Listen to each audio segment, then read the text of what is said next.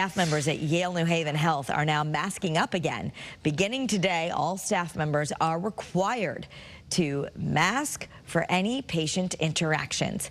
It's recommended that patients and visitors also wear a mask in most settings. However, patients with respiratory symptoms like a cough, fever, or runny nose should always wear a mask whenever possible, they say. Anyone inpatient or in isolation for a respiratory illness must mask while being transported. And if you are visiting a patient there at Yale New Haven who is in isolation, you must follow the hospital's PPE policies.